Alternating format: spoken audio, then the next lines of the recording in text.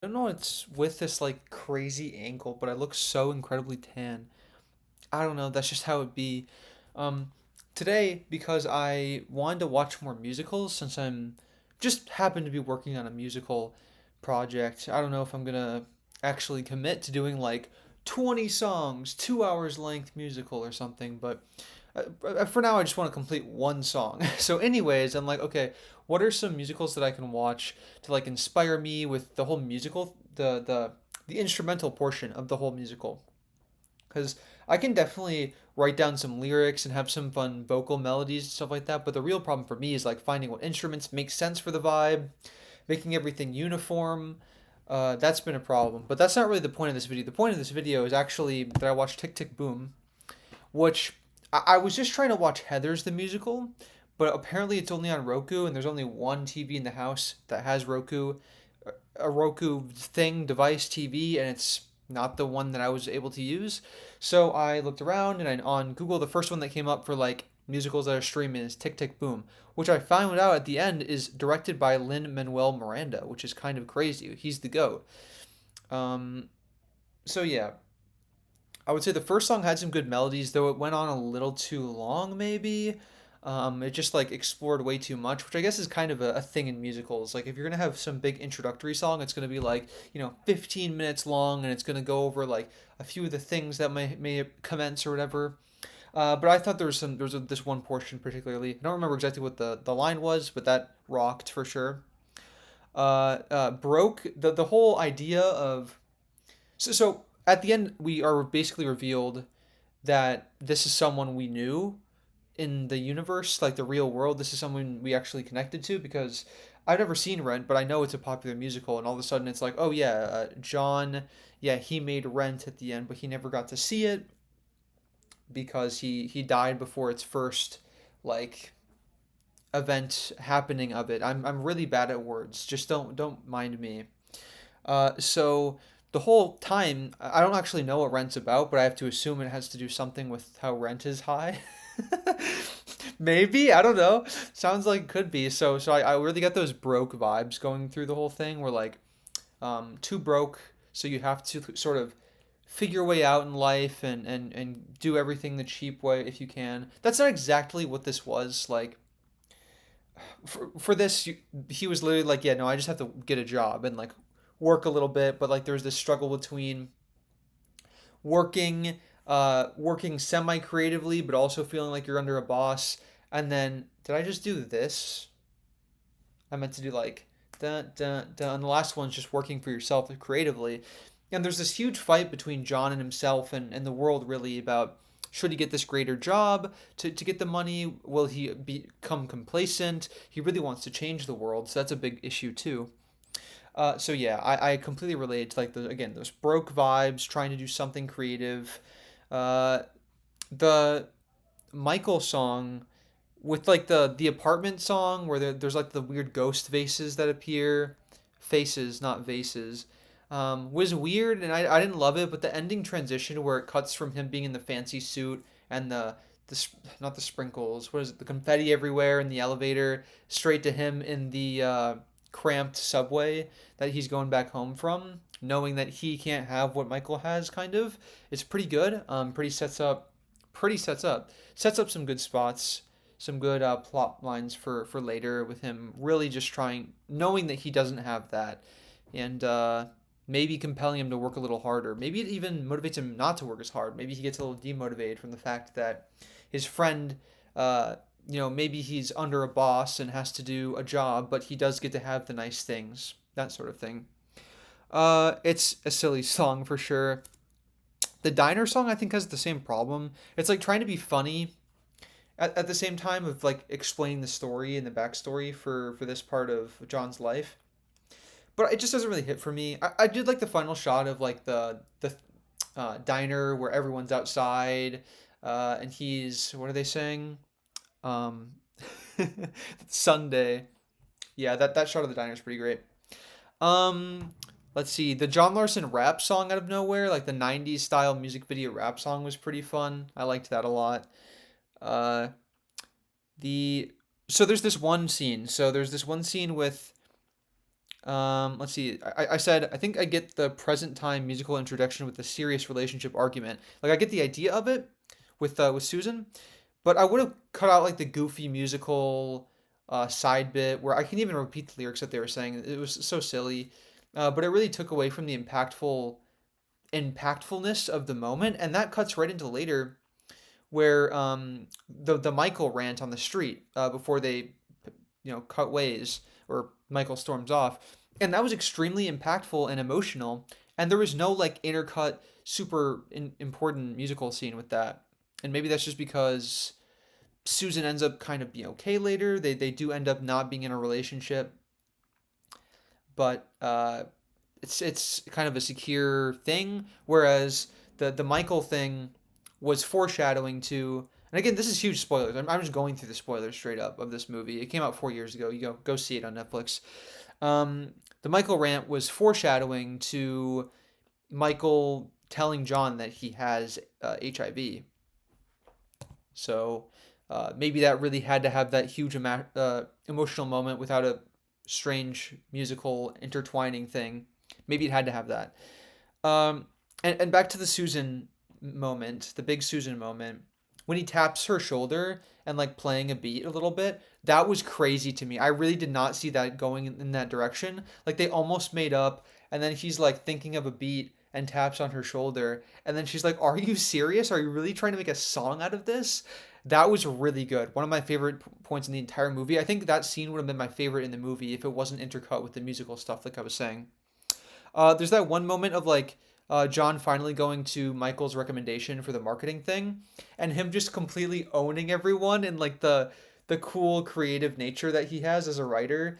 And then they're like Chubstitute, and then it cuts to Michael being like, "Really, Chubstitute?"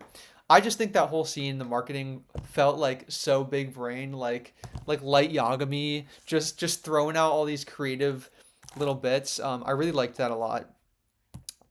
Uh, Now, this isn't a kind of an important thing to the whole story because it's how he gets the motivation to finish the important song. But there's this line where he says, "There's only one thing I can think to do: swim." And I straight up thought like I was thinking of the song "Hacker," where they're like, "Teach him just how to swim. Teach him just how to swim."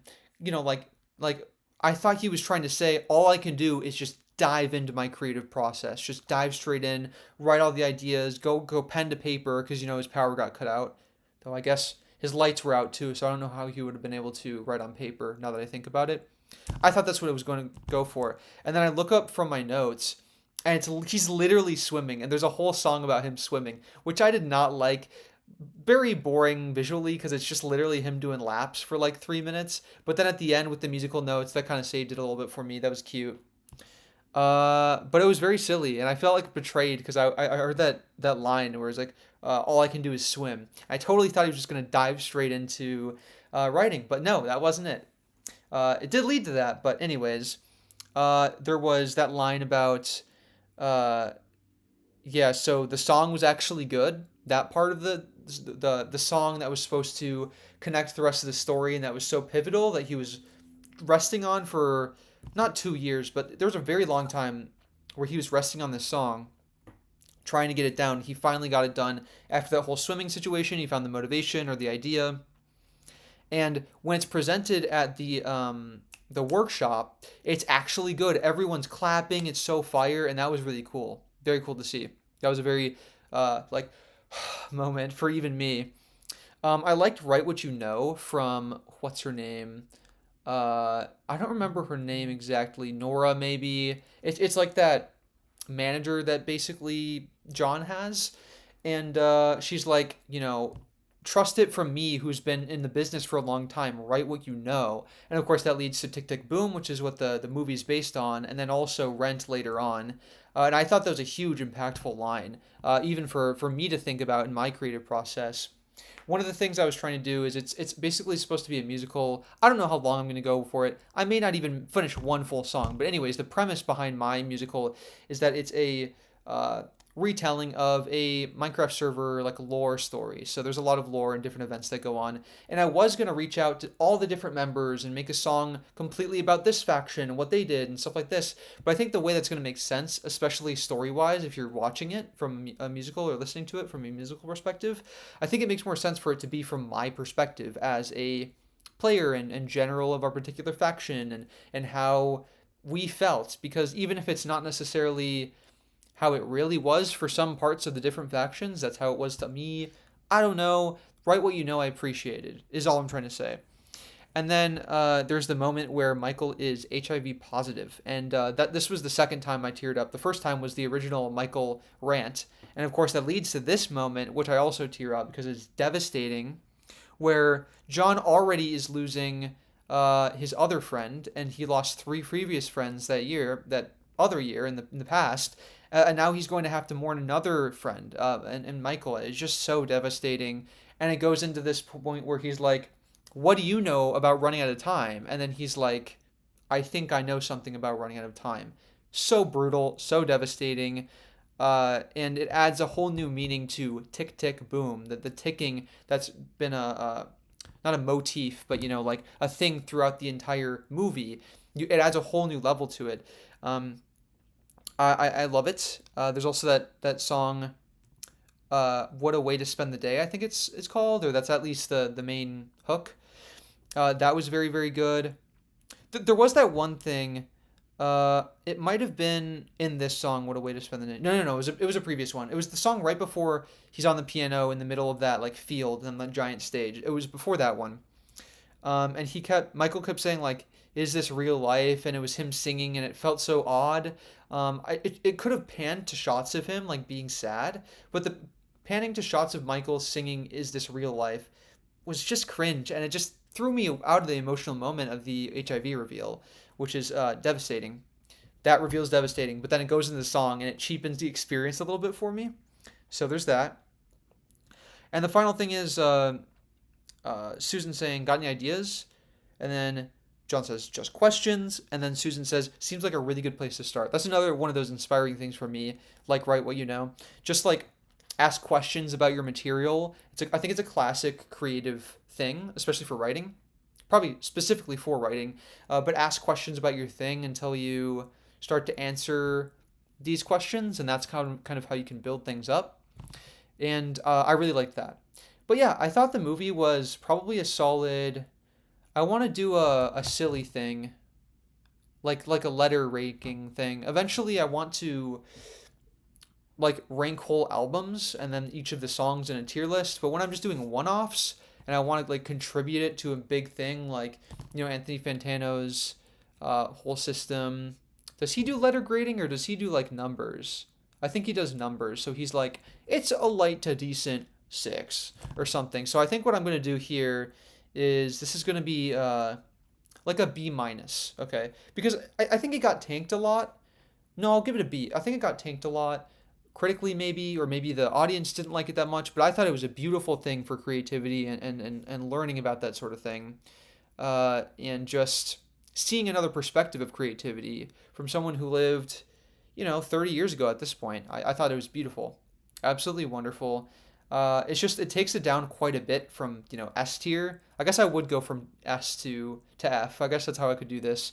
But yeah, it's B just because of the cringy moments, and sometimes I really feel like if they took away a couple different things, like again, the Michael is this real life, the whole intercut musical bit with the Susan, tapping on the shoulder scene. If they removed that musical bit, or if they changed it a little bit, I think it could have been more impactful. It just kind of ruined the moment in some aspects. But everything else I loved. Then again, like Lin-Manuel Miranda crushes it in this with whatever he did. I don't know if he helped write some of the songs or what was going on, but very, very good. Also, Andrew Garfield, the GOAT, as always. So that's about all I wanted to say. I don't know if I'm going to keep reviewing movies like this, but it is very satisfying to just ramble on for 15 minutes and not cut it and then upload it to YouTube and get like 3 views. So, I mean, I'll take that. So that's about that. Toodles.